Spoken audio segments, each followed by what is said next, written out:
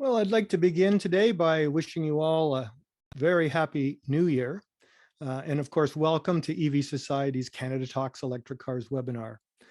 Thanks for tuning in, this being our 32nd episode of the series. Car accidents are something we don't want to even think about, but until autonomous vehicles go mainstream, vehicular collisions and car fires will remain a part of our motoring. I mention car fires because we've all seen numerous news reports about EVs catching on fire. And the truth of the matter is that you are at least 10 times more likely to be involved in a gas car fire than in a battery electric vehicle. It is true, however, that in those rare occasions when an electric car catches fire, the batteries are very challenging to extinguish. Our guest today addresses that particular issue.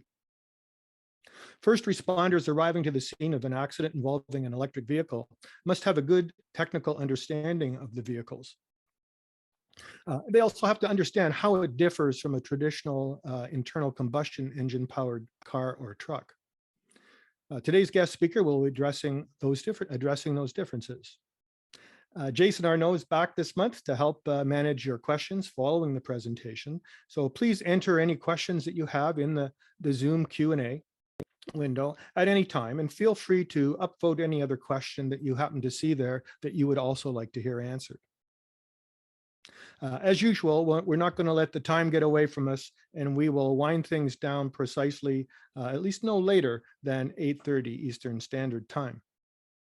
Today, we are fortunate to have Captain Mike Wakeam, a first responder and extrication trainer from the Strathroy-Caradoc Fire Department. Mike has spent some 20 years as a technician for General Motors, specializing in battery electric vehicles and hybrid electric vehicles, and 4 years as a product trainer for General Motors technicians. He's gone on to join the fire department full-time and as captain, also an extrication trainer for the department. So Mike, welcome aboard. Hey, Tim, thank you very much. It's a pleasure to be here. Well, this is terrific. You know, it's a topic that doesn't get a lot of attention. I don't think in the media. It's not, again, it's not one of these subjects that we're happy to always want to be talking about. But gosh, Right. it's important, right? So Yes. we really appreciate you coming on and giving us some insight into all of the issues and challenges that you face when you come up to an electric vehicle in the field. Yeah, So no, that's great. I'm going to get out of the way. I'm going to turn off my camera and mic, and I will let you jump into your screen share. Perfect. Thank you. Okay. Thank you again for having me on here tonight. This is great.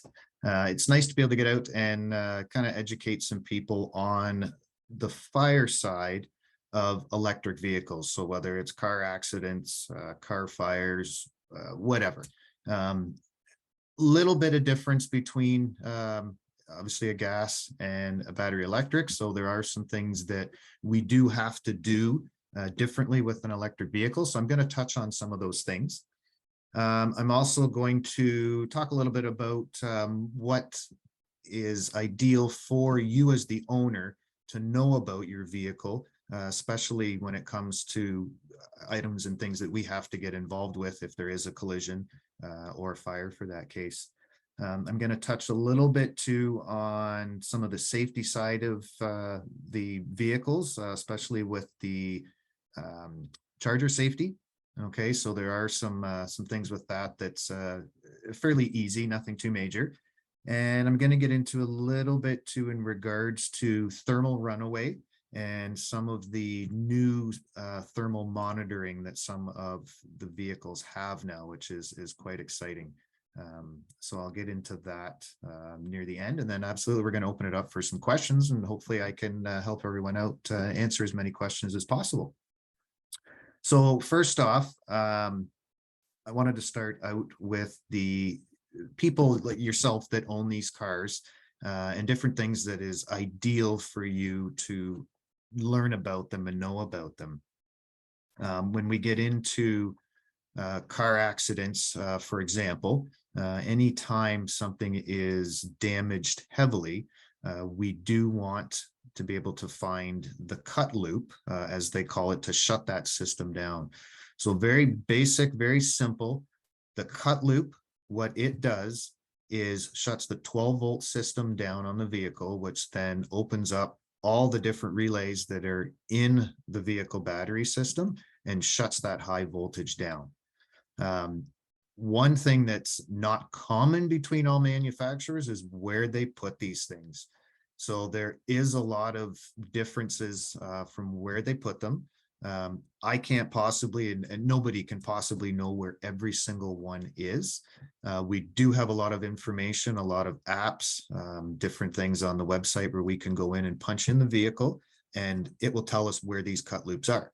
Now, when you get into Tesla, of course, they started off in one spot and they keep moving them around. So you kind of have to know the year of the vehicle to be able to find out where it is.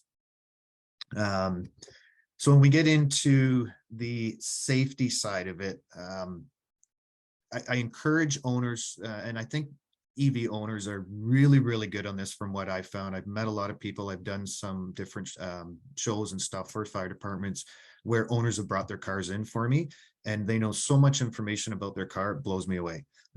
It's very knowledgeable and exciting to know how much these people know about their own car. So one of the things that a lot of them knew about, which I was very surprised, was where this cut loop was. So they were able to show me, yeah, it's here on my car, or here it's on this car here, which is nice. So that's something that can be shared with us if, you know, everybody is okay and good, where that cut loop is on that particular car.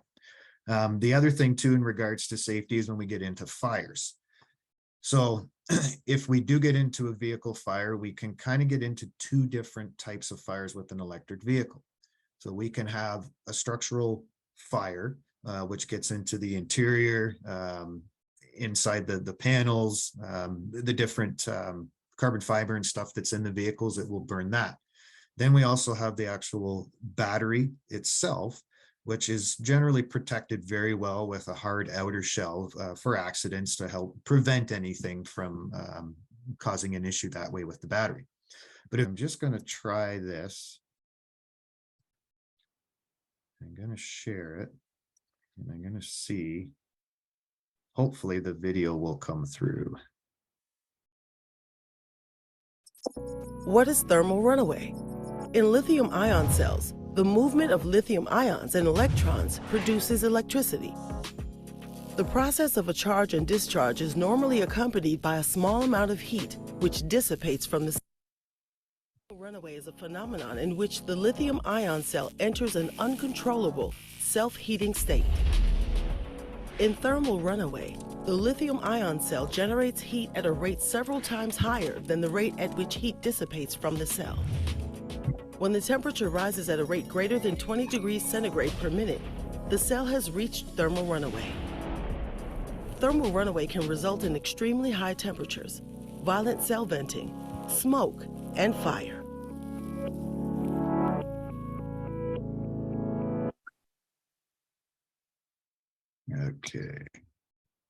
Okay, so we stopped that there. So that kind of explains how the thermal runaway reacts in a vehicle. So for us as a firefighter to be able to take control of that thermal runaway, there's two options. One option is used all the time. The other one is just starting to come in. And of course, we can get into some huge debates on this when we get into the environmental side of it. But as of right now, we use water, obviously, to cool that battery system down and lower the temperature inside to stop that process from happening. So that can be very difficult, mainly because the batteries are encased in this really, really tough steel box, more or less. So we have to be able to drop the temperature somehow and get that heat to dissipate away and stop that thermal runaway. So copious amounts of water are used, and we're talking thousands and thousands and thousands of liters of water. So a lot of that water obviously is just hitting the metal cage. It's running off into the ground. There's no contaminants in it because we're just touching or cooling down the big metal casing that's holding that battery. There are cases where obviously all battery containers do have venting. So forcing water into that venting to get through it and cool it down will take the heat away, but it can also, you mix water with batteries, you can run into issues that way. So the second one that I've read a couple articles on about is where they're actually just leaving the battery box itself and allowing it to burn itself out. So instead of spending 8 hours, 9 hours trying to cool a battery box down so that you stop that process, this actually just allows it to burn, and an hour, maybe hour and a half, it's dropped itself down where it's in a safe temperature range. It can be transported and taken to junkyards. Okay, so there's not a whole lot of information on letting it burn if it is allowing too many toxins out into the air, if there's other issues with it. The idea again with that is it's allowing the process to happen really fast, and all we're doing is protecting surroundings and keeping the rest of the vehicle from continuing to burn if it hasn't burned already. So when we get into that, car fires in electric vehicles that are documented can start anywhere. So there are some that have started in garages. There are some that started in parking lots when people have been driving them. And then of course, in car accidents, that's happened too. It's nowhere near as high as gas-powered vehicles, but it has happened. So what some of these manufacturers are starting to do now is they're bringing in thermal monitoring. So I'm going to bring up this. So we should be able to see this. So what this is, obviously they're sensors that are used to monitor inside the electric vehicle battery. Okay, so we obviously will start off the first one there. It says sensor type. Okay, so with our sensor types, here. Okay, so obviously CO2, carbon dioxide. Okay, so that's going to check the carbon dioxide levels inside that battery box. We get into a CO and VOC sensor. So it's a volatile organic compound sensor.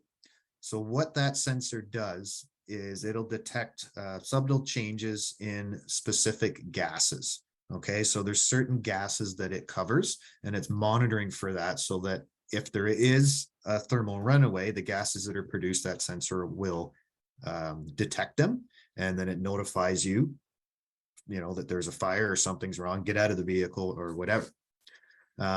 Temperature sensors obviously is key. That is a very huge one, right? We want to monitor the temperature to make sure they don't go out of that certain range. And then our pressure sensor is the same thing. Okay. So when we look at that, I'm going to stop this share and I'm going to bring up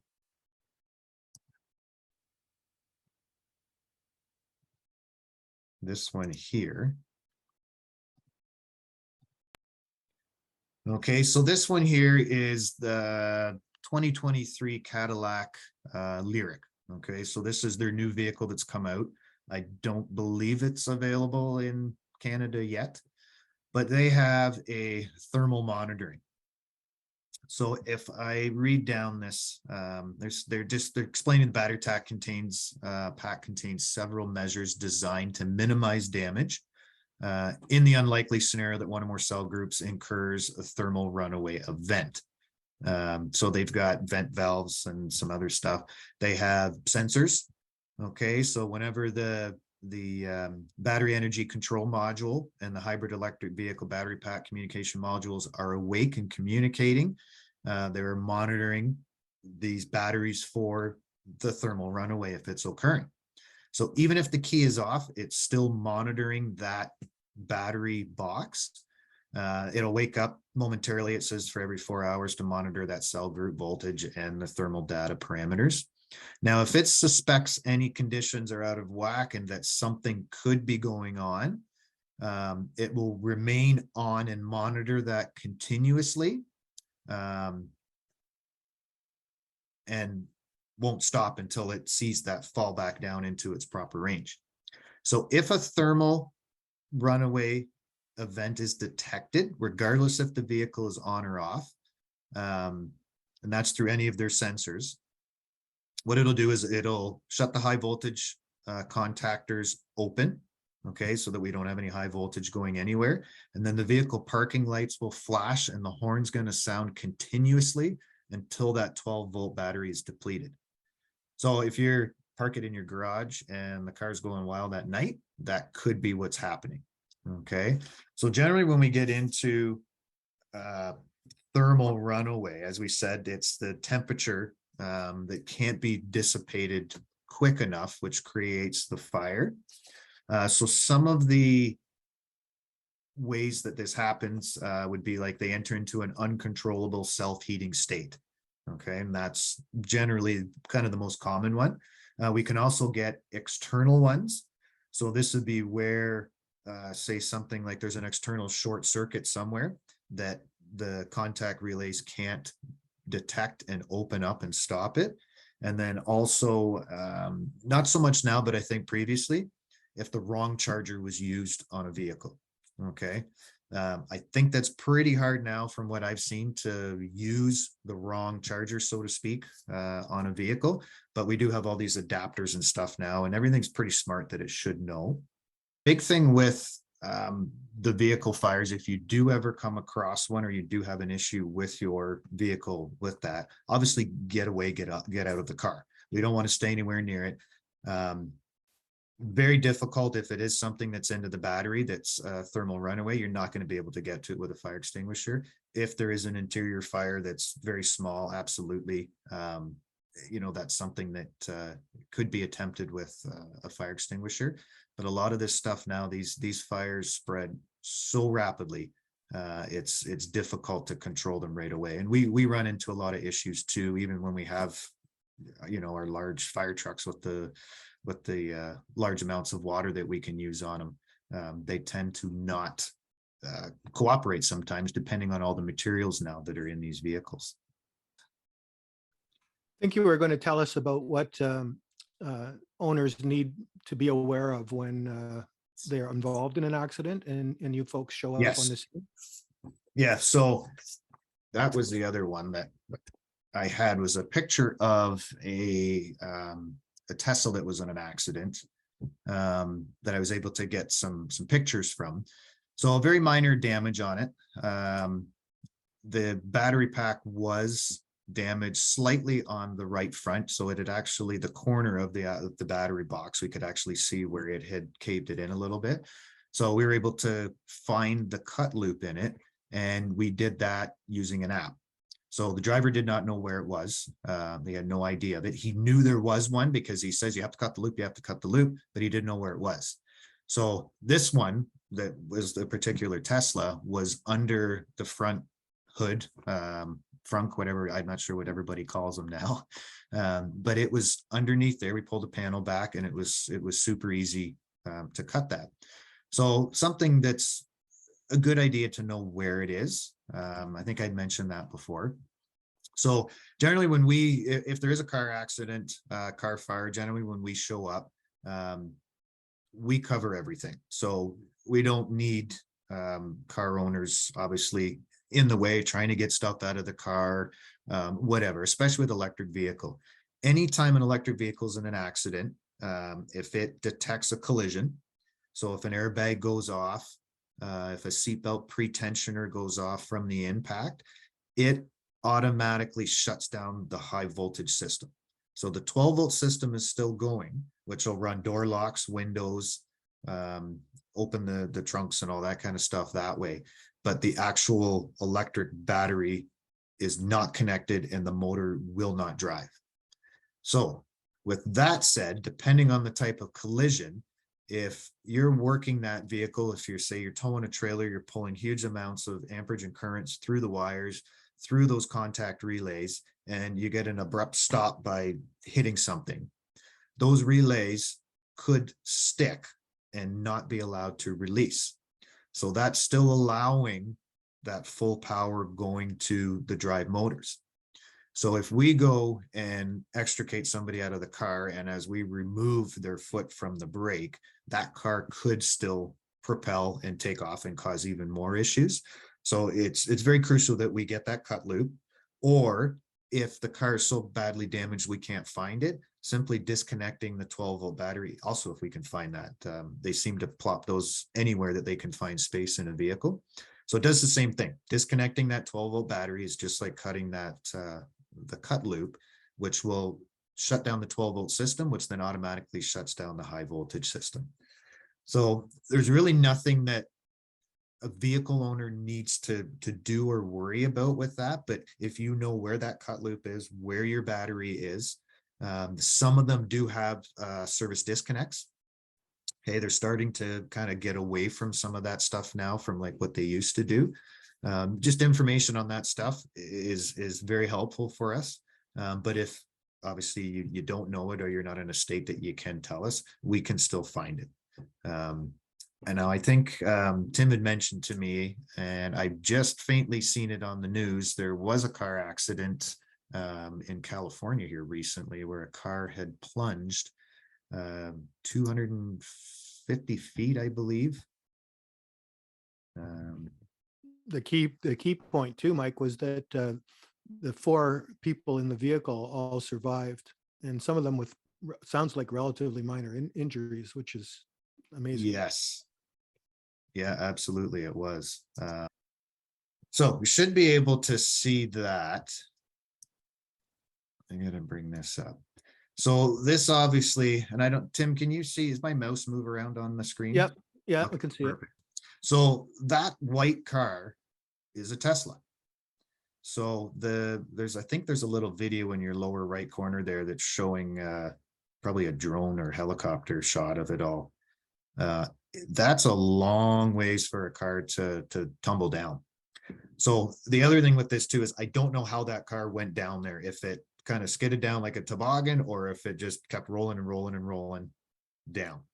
Could be a combination of both, but I'm blown away that that car still looks like a car and that all 4 of those people survived that. So that's remarkable for that car. Now, I know with the one Tesla that I went to for an accident, the airbags were off. It was just a car hit a truck kind of in the right front corner, and the curtain airbags went off. Well, the curtain airbags stayed charged for probably forever. I had to actually take a knife and cut the bag open so I could get it out of the way to get into the car so that we could shut the car down and do what we had to do. So as that Tesla would have been rolling or doing whatever down, those airbags would have stayed fully charged, the curtain ones, and protected those 4 occupants as it kept going down that hill. So it doesn't surprise me, but it does, because that is a fairly far drop for that car to go down. Now we can see on this car, the doors are peeled off, the roof is peeled off, which that part of it would have been done by those rescue extricators when they were down to get the 4 patients out. So they were able to take their tools down and cut that to get them out. But very impressive on how well that car stayed together. I've seen cars in kind of less harsh accidents that you couldn't even tell what they were. So very impressed with that, and very happy that those 4 people were okay. So it doesn't sound like there's going to be any major problems with them. Also, Mike, it's interesting that most of these EV manufacturers make first responder information available online, right? So I know Tesla Yes. has a resource that anybody can access, and it gives all the information. And I didn't delve into it, but probably covers off things like the model year and where the cut loop's located. Right. So And that's the biggest thing for us, is the model year. When we come up to a car that's severely damaged, we don't know what year it is. So as I had mentioned with like Tesla putting the cut loops in different places, that can be a big challenge for us, because if we don't know the year of that car, they all look the same to me. I know there's some little bits of difference when you get into the, certain models when it goes from year to year, but that can be a struggle sometimes to find that stuff out. So, and I know some of the vehicles used to have QR codes. They were putting stickers in the door caps and in the when you open the door in the door jamb. So they'd have a QR code that I could scan it, and then it would tell me all that information. So what type of structure was in that vehicle with the high strength steel, where the airbags were, where the battery was, where the disconnects were, the cut loops. And I don't know why they only did that for a few years and then they kind of stopped. But yeah, everything is super easy for us to find. It just takes time. So if we're looking up, where cut loops are in a car that we're not sure about, it could take a few minutes to try and find that. So it's not impossible, but it's definitely doable. You're basically keeping a laptop, bringing it to the site all the time, just in case you have to reference something, right? Yeah, so we have iPads on our trucks that are all connected to cellular, so we can get information. There is a ESA company out there that has a toll-free number that we can call anytime there's a car accident. We can call it. I think it's good for all of North America. And they've got everything right there in front of them, and they can tell us, okay, this is what you got to do, this is where you got to cut. It's a phenomenal service that's out there. And I don't think a whole lot of people know about it, but there's a lot of advertising for it, which is really good. It's really good. So I'm going to try, and I guess we can open it up for some questions too. And I'm going to try and bring over some of my pictures to show, which would be very helpful. Okay, Jason, do you want to jump in here and look at some of the questions? No problem. Thank you, Tim. Okay, first question is, when you say that fires and accidents are nowhere near as high as gas vehicles, is that because fires are less likely to occur in EVs, or is it simply because the majority of vehicles are ICE vehicles and therefore are involved in the majority of collisions? Okay, so yeah, I guess the easiest way to kind of explain that is when you get into an ICE vehicle, we've got liquid fuel. So if anybody has seen or tried light liquid fuel, pour it on a fire or something like that, which I don't recommend doing if you're having a fire in your backyard or something, you light that, it goes up like crazy. It's super fast. It's very, very dangerous. When we get into an electric vehicle, we don't have fluids that burn like that. So the only really thing that we're going to get a fire from is if something shorts out and causes sparking that way, which may catch fuel from another vehicle if it's an ICE. But electric vehicle, it's only if you're going to get thermal runaway. So something happens damage-wise that damages that battery pack, and that's where we get that overheating and that chemical reaction in there. That's when we're going to get a fire inside of an electric vehicle. So way less fires with them. There are obviously, as I said before, fires with vehicles that are charging. So there have been, some cases where cars are plugged in their garage and something happens, with the vehicle or with the charger, overheats the batteries, they get in a thermal runaway, and then they'll catch the whole house on fire if it's, not caught soon enough. Yeah, I in preparing for the preamble for this episode, I looked up some of the numbers and based on accidents, whether you look at the total number of miles driven, electric cars have, as I say, 1/10 the occurrence of fires. Yes. And that's based on miles driven. You can also look at the number of vehicles on the road, but it's miles driven is probably the best metric. And the number is something, as I say, you're more than 10 times more likely to be in a fire with a combustion car than you would be in an electric car. Those are the numbers that you see online now. Exactly. Yep. Yeah, and I think if you look at it by sales, it's even more lopsided. It's something like 50-1 ICE vehicles versus EVs on a per vehicle sold basis. Yes. Yeah. Apologies, Jason. I'm going to butcher your name. I think it's one of Mike's compatriots, Jason DeFosse. Oh, good. Jason, nice to have you here. is online and has posted something I think you mentioned, the Energy Security Agency toll-free number. Yes. that provides guidance for interacting with hybrids and EVs. So That's if correct. anyone's interested, that is Yep. posted in the Q&A section. So we have that listed on all our in all our trucks. So if we do run into them, we can call that number and talk to them there. Next one is another comment from Trevor asking if you've seen the NFPA website that lists emergency response guides for most EVs. Is that one that you would Yes. recommend Yes. we look So at? the last one I was on, it was huge. I actually, kind of silly me, I printed it off because I was going to use it for some training, and it's huge. So, and they're always adding stuff to it, but there's everything in it. It covers vehicles in Europe. You name it, there's all kinds of stuff. Even I did a electric vehicle training, I don't know what you call it. It's a big teaching thing that I did for Barbados and 12 of the countries, different countries around there. So one of the guys that I teach with at Fanshawe, we put it together. He kind of did the theory side of it, and then I did the hands-on. So I had pulled apart a vehicle battery and showed all the individual pieces inside of that. And then I did one for the firefighters, the police, their border security, and the airport officials. Just so they kind of knew how to deal with these cars for people that would smuggle drugs in. And then obviously if they're in car accidents, and they can't rip them apart like they can in ICE vehicles. So they can't put pry bars in and start pulling these cars all apart.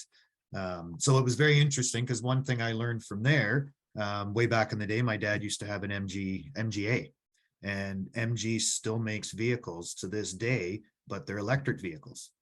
And I had no idea MG was still around. So it was kind of neat to learn about some of these different vehicles that you can't get here in North America. So, yeah. Okay, this one's a little bit of a departure. Someone asks, what do the helmets behind you represent? So that's good. I'm glad somebody asked. So my grandfather was a captain for Toronto Fire for many years. So these are actually the three that are behind me are his old original helmets that he actually wore throughout his career.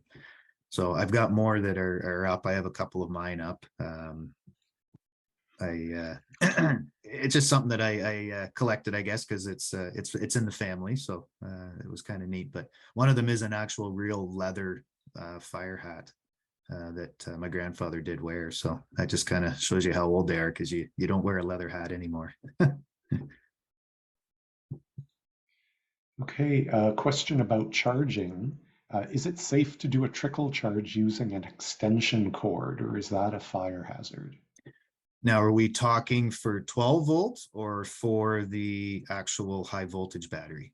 I would assume for the high voltage battery. So if you are using, say, most of the cars come with the normal 110, 120 charge port, or charger that comes in the car. It'll generally say on it whether or not you should use an extension cord or not, but there are different gauges of extension cords to buy. So that's key. You don't want to grab one that you use for your Christmas lights. Obviously, it's not of the right gauge, which will create heat and cause problems that way. Many fires I've been into, house fires that have been caused by improper usage of extension cords. So either too many loads on it or not the right gauge. So you just want to make sure you gauge it to what you are using it for. Okay, so there's all kinds of different ones. When you get into the 220, 240 chargers, they do have extension cords for them if you're running it that way, but generally I think those are all pre-wired into homes, so you can't take them off the wall and take them with you. There are some available. I know we had one at the dealership I worked at, and a welding cable, or sorry, a welding cord was what we used for that. So you can get it welding extension cords to move your welder around further, and that's exactly what we used for that. So that was perfect. It worked. We never had an issue. It's just, it has to be sized to what your charger is doing.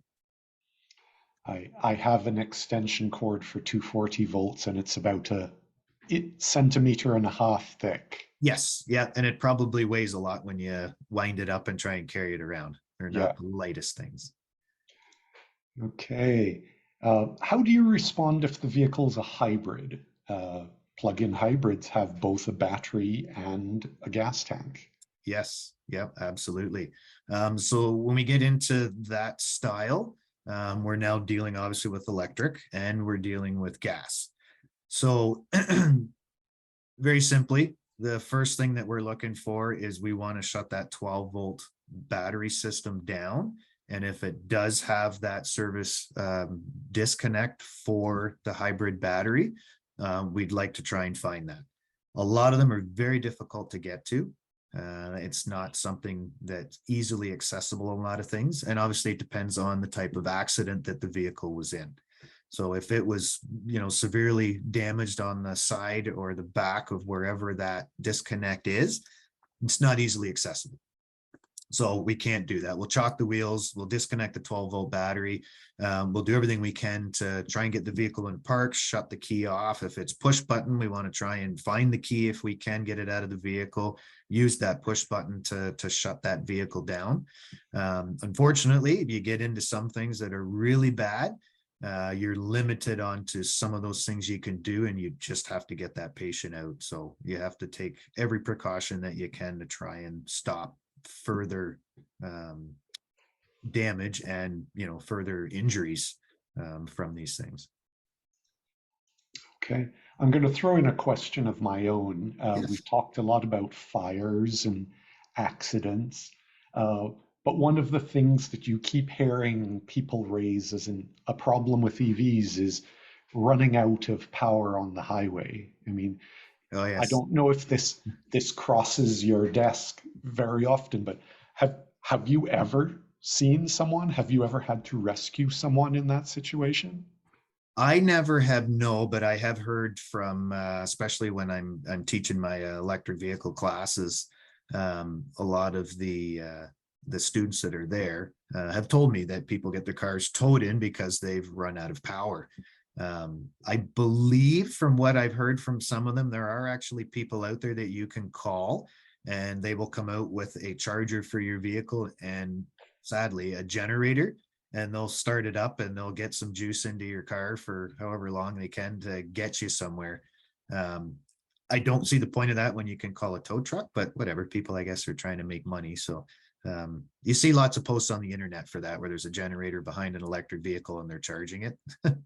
So it's there's not really anything that I guess you can do about that. But well, new cars, a lot of the new EVs are coming with bi-directional capabilities. So yes, we actually had this happen recently. We're in a Ford F-150 Lightning, and we rescued a Nissan Leaf that was out of juice. Just went over and plugged the truck into the Nissan and gave it enough charge to get to a charging station.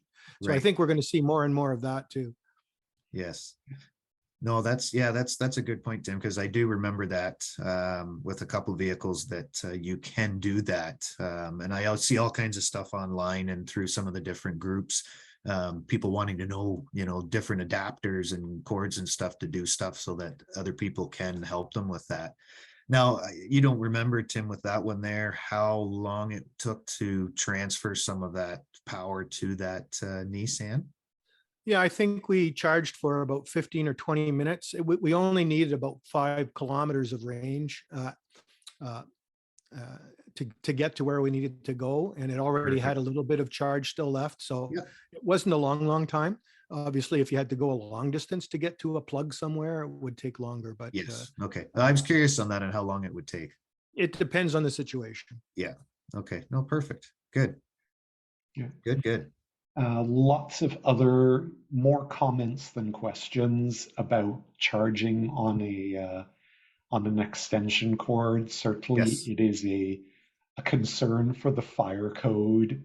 Also, recommendation that you, as you said, Mike, check the rating of your extension cord and make sure you're comfortably under it.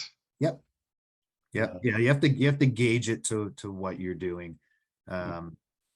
And I don't know, when you get into portable chargers, I don't know. I could talk to our bylaw guys and our investigators and inspectors we have in Strathroy-Caradoc, and I've never ever heard them say anything about that, because I've seen all kinds of people with cords running into their garage and their car's sitting outside and they're charging them that way. So it's yeah, I think if it's a certified cable and it's of the proper gauge, you will not have a problem. And you're not running it through puddles. Even at that, like if you look at a hot tub, right? A hot tub's outside, there's water all over the place, everything's shielded, it's grounded, it's put together, right? You're not going to have an issue with that.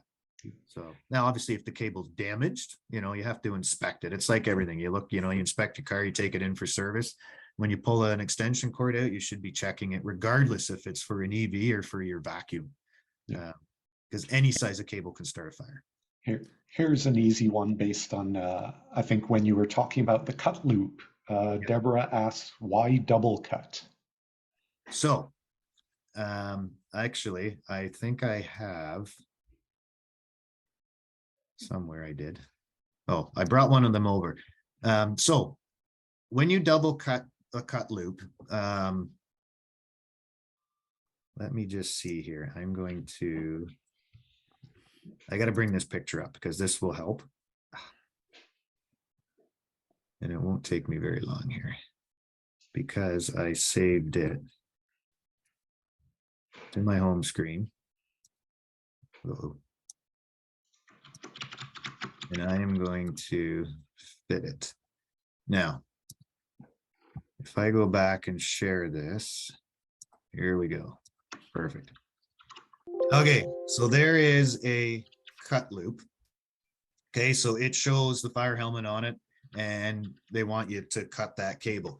So because that cable is in a loop, if you cut it once, it's very close to where those two cut pieces can touch again if you move the car or do something.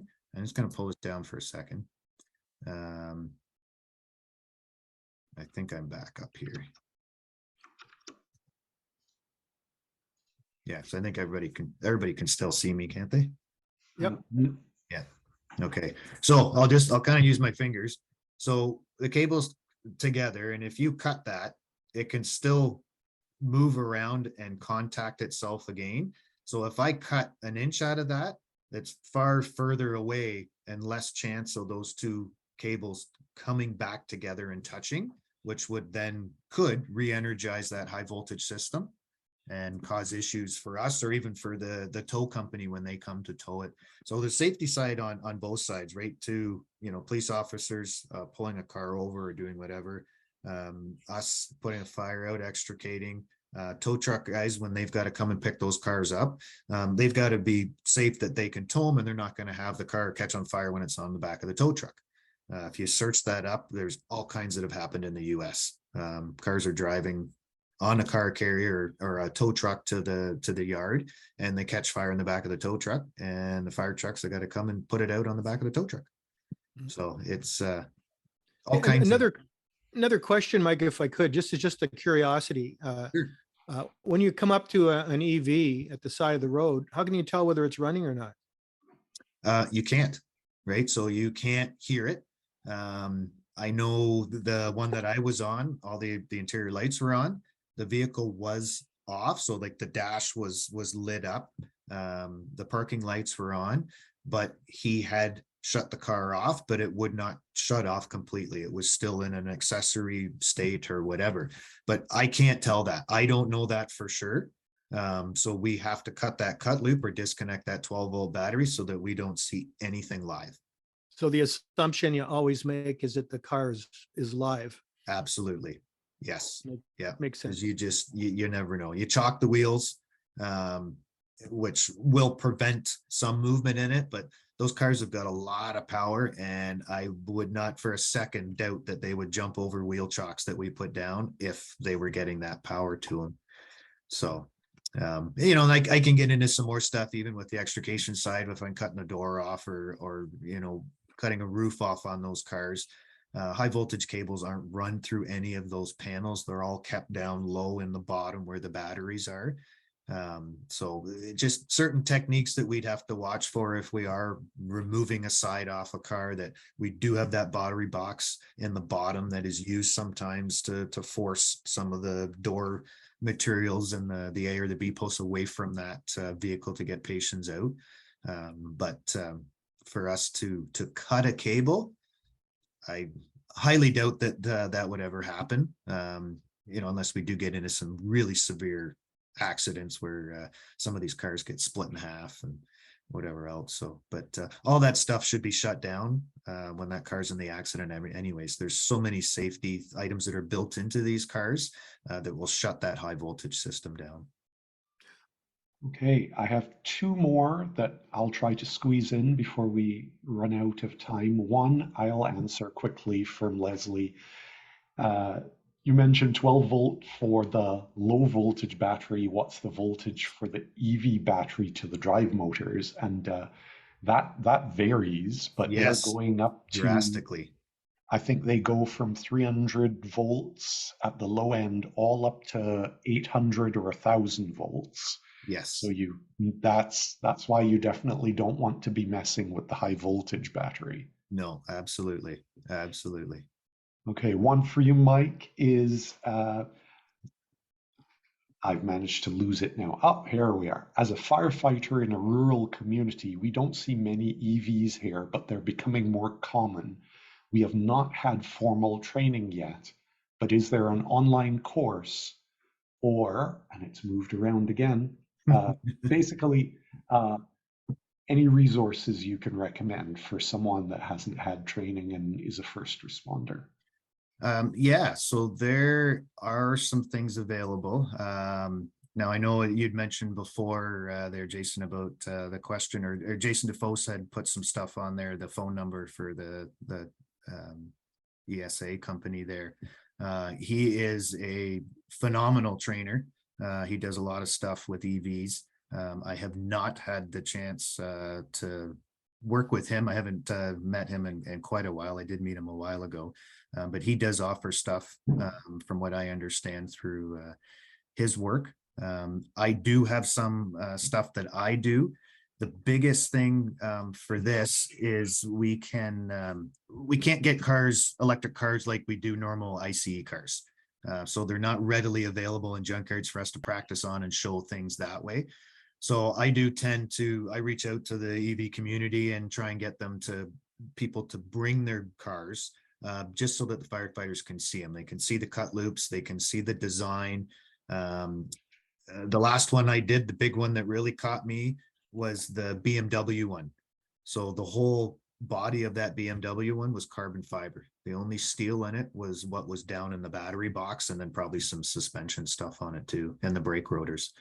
So that was something I didn't know. So my extrication tools, my normal Jaws of Life stuff, can't use that on it.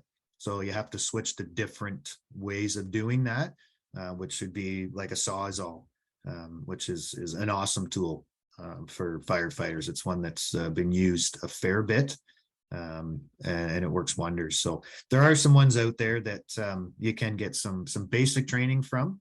The real good hands-on stuff, I think, is very difficult to find now, because you can't get these cars, right? Nobody wants to give up all these good EV cars for us to cut up and make a mess of. You can't have mine. Yeah.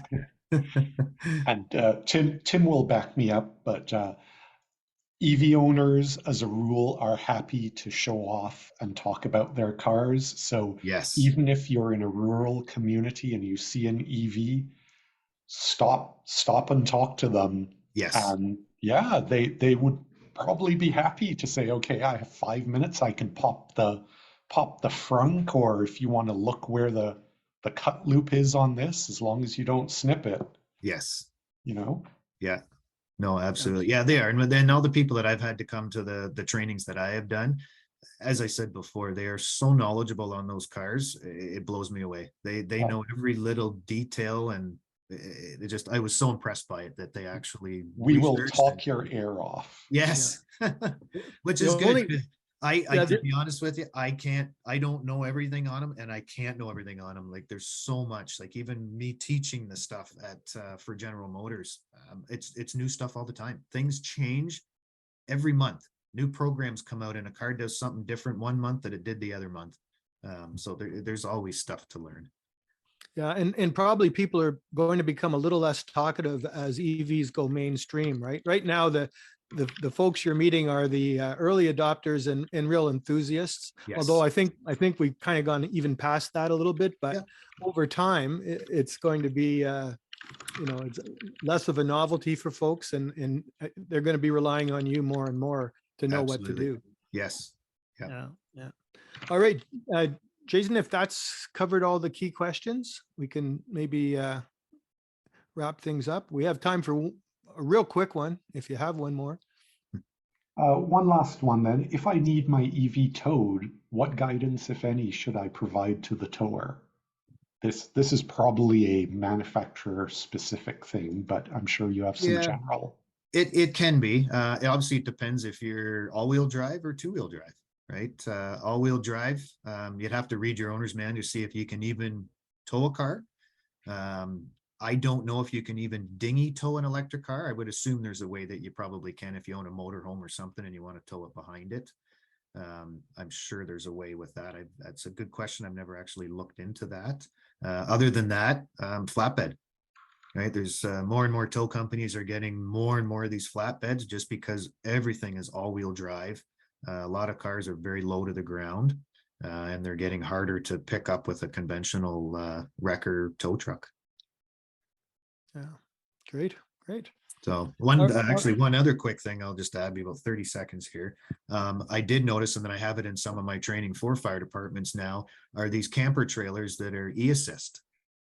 So you can buy 30-40 foot camper trailers that actually have battery packs in them and little remote controls, and you can drive it disconnected from the vehicle into camping spots.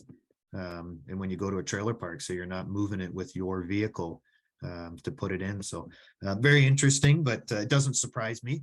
They'll put a battery in anything, I think. So Oh, yes, electrification is showing up everywhere. yes. Boats, motors, trailers, and Yes. not just Yeah. cars. Yeah, Yeah. yeah, wonderful. Great. All right, Thank you, thanks, Mike. Jason. Yeah, thanks, Jason. And Mike, thank you very much. We really You're very appreciate. I know welcome. this takes you out of your normal comfort zone, and it was great of you to come on and do this and take the questions and share a little bit about the realities for first responders when it comes to EVs. We really appreciate it. Absolutely. Thank you very much for having me. Great. All right. So for our next episode of Canada Talks Electric Cars, we're going to be welcoming a fellow by the name of Rad Kadri. He's Vice President of Strategic Initiatives, Business Development, and head of the Ontario Vehicle Innovation Network. The acronym there is OVIN, Ontario Vehicle Innovation Network. It's an organization that focuses on keeping Ontario and the rest of Canada front and center on the global stage for electrification technology. So I know that Rad has an interesting story to tell. So be sure to mark the date. That'll be on Tuesday, February 7th at 7:30 p.m. Eastern Standard Time. Well, thank you all for joining us for today's episode. If you happen to be watching the recorded version of this broadcast on our YouTube playlist, which will be available certainly by the morning, please consider joining many of your fellow EV enthusiasts and subscribe to our channel. Your likes and your subscription both help to spread the word about EVs and electric mobility. So from all of us at Electric Vehicle Society, and until next time, stay well. This will conclude today's webinar.